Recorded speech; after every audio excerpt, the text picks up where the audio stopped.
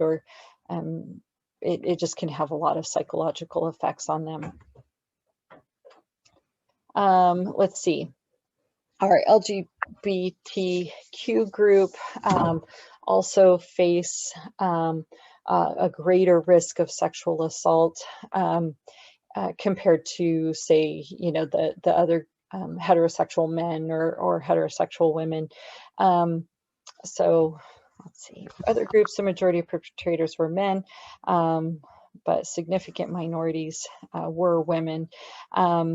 So most victims report homophobia or transphobia was the major motivation behind the assault. So I don't know. I don't understand why someone would do that, but I guess I don't know. I don't know why they would rape a male because they didn't like him being gay. I guess that just seems so wrong in my mind. So let's see, I'm going to skip. Okay, let's see. Marital rape became a crime in 1993. Just so you know that, I had mentioned that earlier. The rape shield laws were introduced in the 70s, and these are laws that do not allow past history of the victim to be brought into court. So we all kind of hear of scary stories, or we maybe think of old movies where a girl is trying to, a rapist is being charged, and they bring in every past boyfriend that this girl has ever slept with, or bring up all of her, well, you did this kind of thing. That is not allowed in court anymore. Okay. Yes, the majority of rapists go unpunished, vastly because most are unreported.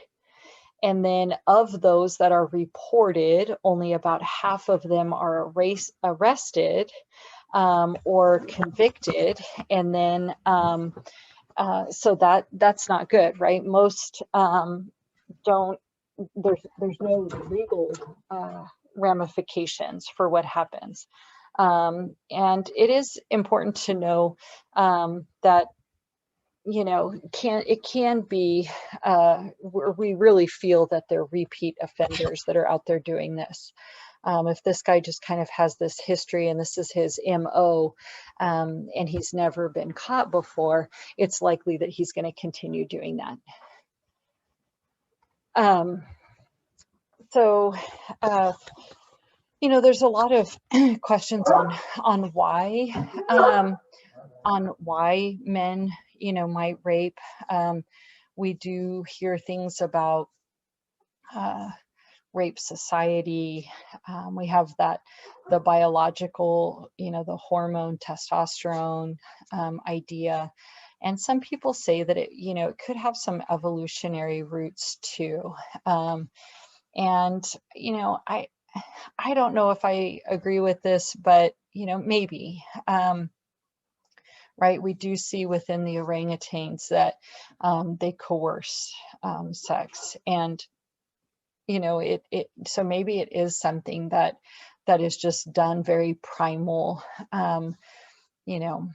So here it's saying in several species, males turn to rape as a secondary strategy when they're unsuccessful in trying to get a female. And so they're saying maybe this is what is happening with men in our culture. It's really hard to try and say, is there a mental problem? Is there a brain abnormality or a disorder or something like that?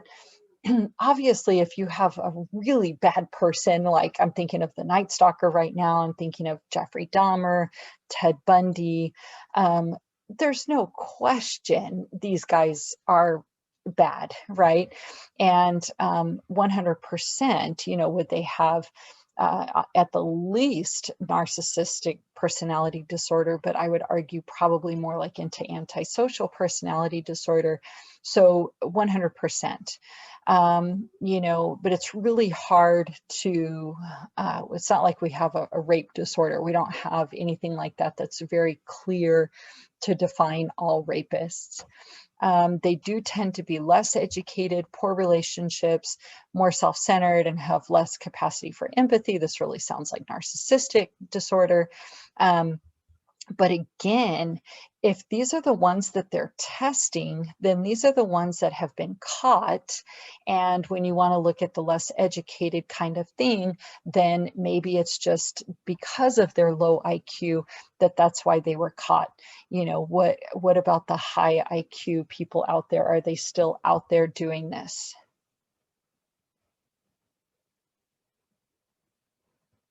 Um, so let's see, you know, a learned behavior, social forces, you know, the criminal justice system is out there trying to stop it. But, you know, are we doing enough to try and teach men not to rape women? um, So this one, I don't know how to say that, but these women were raped by another military, or I don't know, another group of people that are trying to take over, and so that their children will have their, um, you know, their ethnicity. So it's a way of trying to do like an ethnic cleansing. Okay. Rape and war has been around forever. It's a way to, it's just really a way to kind of terrorize and take over a community, a town, a tribe, whatever you want to say. So lots of bad stuff happening in the, especially right in Africa, the Sudan. Um, so moving on to intimate partner violence, you can also kind of consider this domestic violence, but intimate partner violence is a violent act that's committed within what's supposed to be a loving relationship. They say that intimate partner violence has dropped in recent years. Here it says the reason is not well understood, but I know that there are a lot of big businesses, big companies, that if a male is charged with domestic violence, he will lose his job. And so that might be a force that's, you know, doing that. Another force that would be kind of deterring a male from beating up his wife is chances are she works now. Chances are she's educated, and so she doesn't need to stay in that environment anymore like the past. And I think just with the Me Too movement and many women just, you know, there's a lot more resources now willing to step up and to try and get out.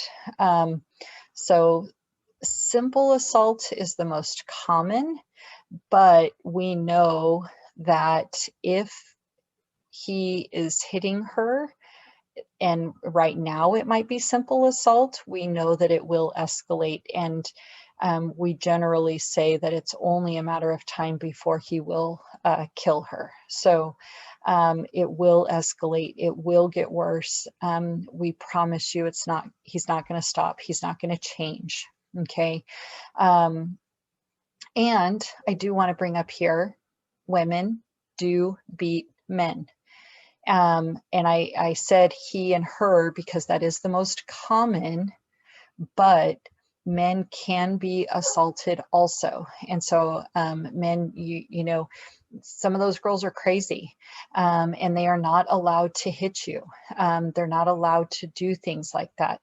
In fact, now, if a domestic violence call comes in, it used to be that they would just take the man, but if he has a scratch on him, they will arrest the female as well. So this is a decline in domestic violence, which is good, you know, but should be lower, right? So here's the simple assault, right? And you have just as much against men, right? Or almost, okay? So women, you cannot do that, right? Yo gabba gabba, don't bite your friends. We're not supposed to hurt our friends. Risk factors, recently divorced or separated, right? This is a number one. Many times do we have where we, something happens where an ex-husband goes and kills the female, okay?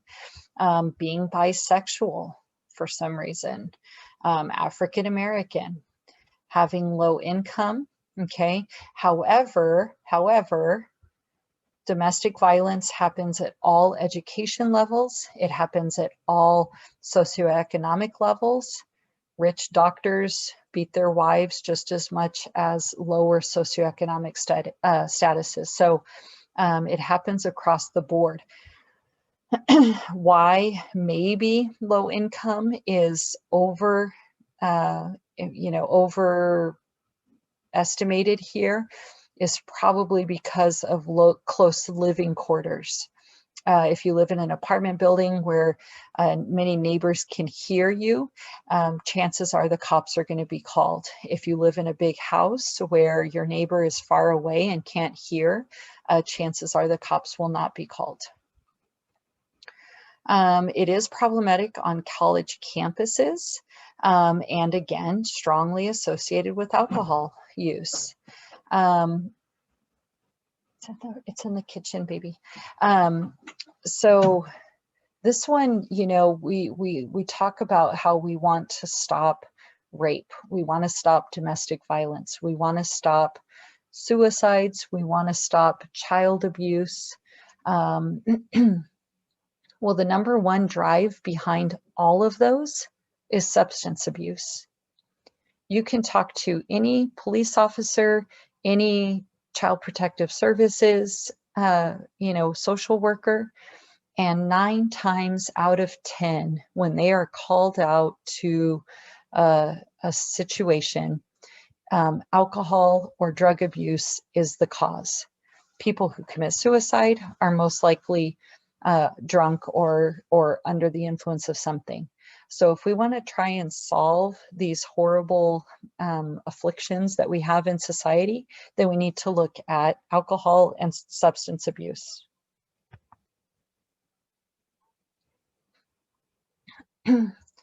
So female injured by the male, male injured by female, male injured by male, female injured by female.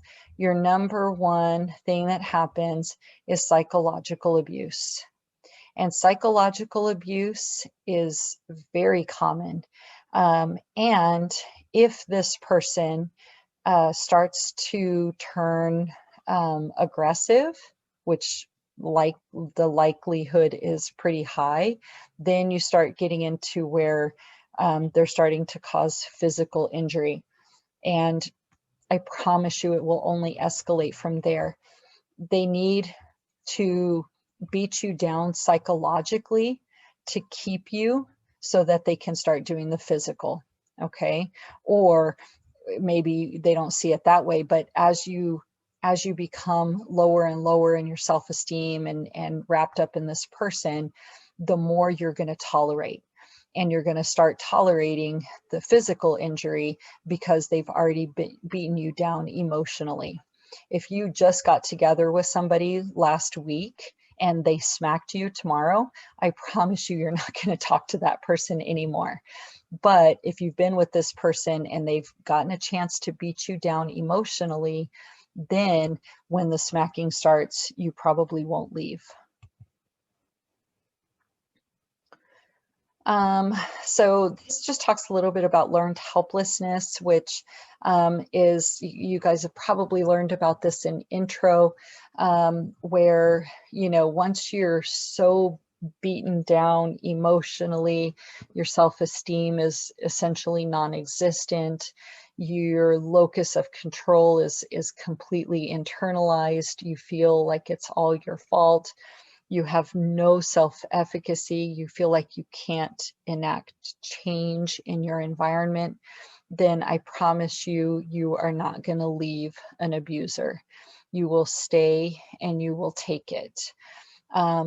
This is where they learn that they are helpless. They can't do anything. And we know that this is not true, right? We know that they can get out. We know that people are powerful. We know that women can do something, but this is what explains why women stay in an abusive relationship for so long. Okay. There are resources out there. Here in El Paso, we have apartment buildings that are secret. You don't know. The police will put you there to get you away from your abuser. If you don't want to be in a shelter because you have kids, right? And so there's lots of resources out there if you know someone who's going through this. This is what we talk about, this escalating cycle of abuse. And it has 3 stages here. We have this tension building stage, a violence stage, and then the reconciliation phase. So this is, so all through here, you know, just tension is building. He's getting angry. This might be the very beginning of the relationship where he's doing the psychological abuse and so on. As soon as that violence phase kicks in, right? That will happen, and then it will become like a honeymoon phase. He'll apologize, he'll buy her things, he'll do all of these things. He'll say he's not going to ever do it again, whatever. So it becomes a very nice relationship, if you want to think of it that way at this point. Might remind her of the beginning when they were first together and so on. And then it just starts all over again. Okay. Sometimes women describe this as the walking on eggshells point, where she doesn't know what's going to happen or what's going to trigger him. Okay. So usually victims stay social isolation, right? A really good manipulator, a really good abusive person is going to draw that person away from their family and friends. Okay. They're going to get them isolated and turn family and friends, or turn that person against their family and friends. Economic dependence, right? She's living with him and he's the one that's bringing in the money. Definitely a lack of self-esteem. Anybody who believes that separation or divorce is wrong. And of course, once there's children involved. So these are your people that are going to have a really hard time leaving. Okay. We do know that there is help, right? There is help out there. You don't, here in El Paso, you don't have to go to a shelter. There are apartments that you can be put up in. You know, women's crisis centers. There are social services out there, I promise you. It just takes that first step of getting out, right? Of getting out, and if you have kids, get the kids, right? This gets into sexual harassment, and I really think that I'm not going to go too much into this because you hear about this a lot in the workplace, although now that I'm thinking about it, it has to be a pretty big workplace with like a human resources. So let me tell you all a little bit about this in case you're working at restaurants or something like that. So any unwelcome sexual behavior in the workplace, okay? This can be by men or women. Usually it's the men though, but it can happen both ways, okay? Quid pro quo. Right? This is, if you do this for me, I'll do this for you. Okay. So this is, you know, if you have sex with me, I'll give you a raise, or if you have sex with me, I'll give you the better shifts, whatever it may be. Okay. They may not explicitly say it. They may just imply. It. Okay. A hostile work environment is any environment that obviously just makes you really uncomfortable. It's unwelcome sexual attention. They could be staring at you. They could be, you know, I don't know, adjusting themselves when you walk by. They could they could be telling jokes and things like that around you. They could be saying things about the way you look and so on. So anything that just makes you feel uncomfortable when you're there is called a hostile work environment. Okay. Third party harassment. This could be where, like, say you sell something for a company, and when you go into that place of business where you're trying to sell your product, and if the people there are harassing you, okay, your company should protect you within that scenario as well. Definitely kids start to notice sexual harassment very early on. Jokes, staring, grabbing, groping, things like that, making rumors about people. We could all call this sexual harassment. Of course, in this day and age, with the nudie pictures that get passed around, of course, that is by far way up there. That's sexual harassment, but can also get you in big trouble with distribution of child pornography. So here are percent of kids who experience harassment.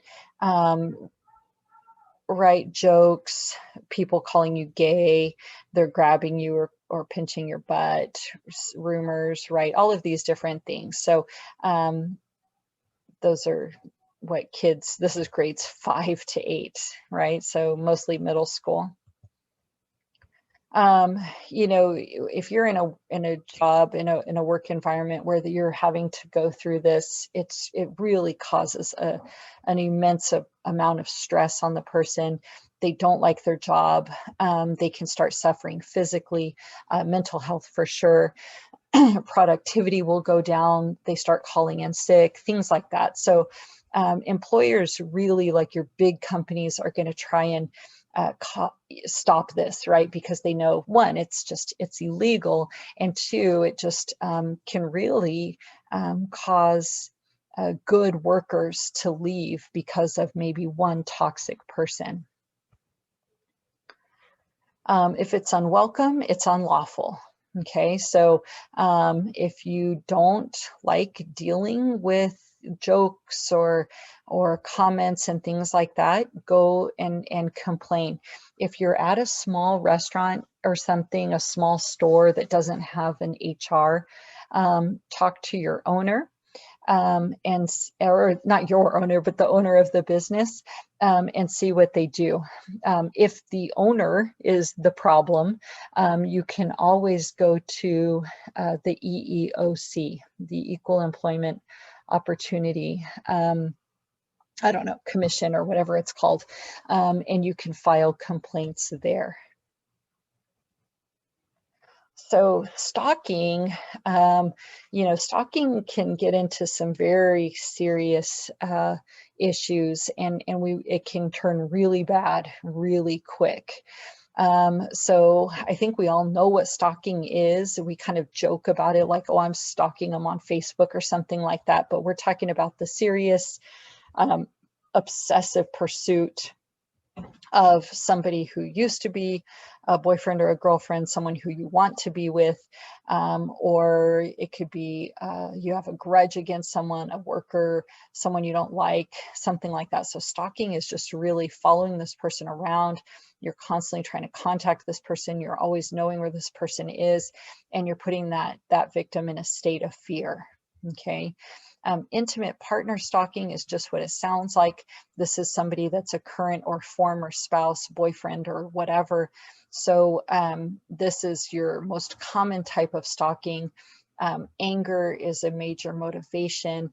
And so this one can be dangerous because they're angry at you. If they have alcohol or drug abuse symptom or history, then they could easily harm the individual, the victim. Delusional stalking, this one's fun. This is where you get obviously somebody who is delusional. They've come up with the idea that if this person were only to meet me, if they could just meet me and see me, then they would fall in love with me. They would love me. I know they would if they just knew who I was. Usually these are directed towards famous people. And these can be your particularly kind of dangerous stalkers. So this is Jodie Foster. When she was young, she had that stalker guy that fell in love with her, and he was convinced that she would love him too if she knew him. But you know, how is he gonna be recognized by her? So he decided he would try and assassinate, I want to say it was Reagan. So you know, these people can do some really crazy things. All right, we've had several cases of delusional stalkers. You know, some of the victims are harmed. Some of the stalkers are caught and put in jail before they do anything really crazy. Grudge stalking this could be a former employee. This is somebody who's just really mad at the other person, and they are going to do something to get back at them. Okay, so grudge stalking is a dangerous one. Oh, okay. So, you know, here we see a lot of like kind of the people go in and now shoot up places of business, right? That could be grudge stalking. We had a case, remember the astronaut that drove from Houston to Florida, and she wore adult diapers, and in her trunk was rope, duct tape, and plastic bags. And she was going to Florida because her astronaut boyfriend or astronaut ex-boyfriend was now with a new girl. And so that's a little bit of intimate partner added perhaps with the grudge, right? What in the world was this girl going to do? So you want to be careful with that. I probably just went so fast over all of this, but do you guys have any questions or comments?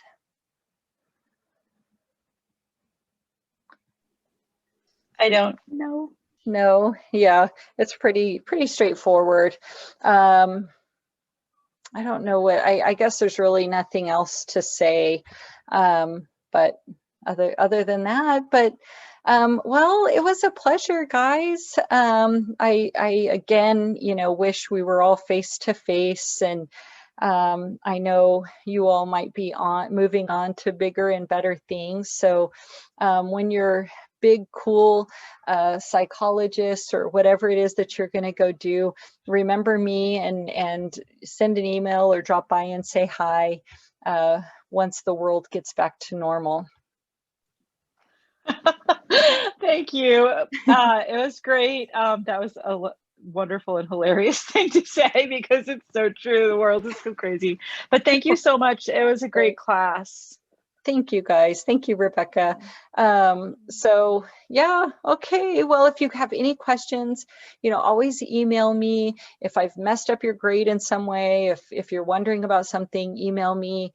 You know, but what do you see as far as that overall grade? That would be your grade. Okay. I know I need to get in the extra credit from one of the boy who was a girl. So I will do that. But if you have any other questions, you can always email me and I'll let you know exactly what's going to be put into a banner. Okay. So, but thank you, guys. Thank you. Have a Okay. great one, everybody. Aw. Thank you. You guys, Bye. bye. Bye. Oops.